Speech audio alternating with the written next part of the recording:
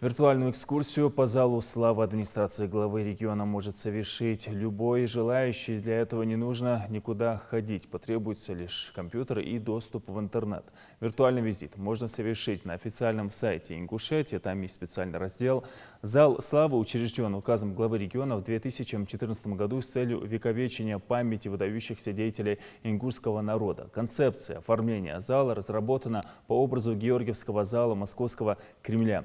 Ее конструкция имеет круглую форму, состоит из нескольких карнизных ярусов разного диаметра. На первом ярусе колонны, а потолок сконструирован куполом. Внизу на стенах зала размещены мраморные плиты с именами выдающихся ингушских деятелей, военачальников, героев нескольких войн, ученых, общественных, религиозных и культурных деятелей. Над ними панорамой развернулись росписи. Зал славы обрамляют фрески с сюжетами из аланской истории и нартского эпоса Ингуши. А на куполе изображены петроглифы башен горной Ингушетии и сюжеты из ингушских мифов.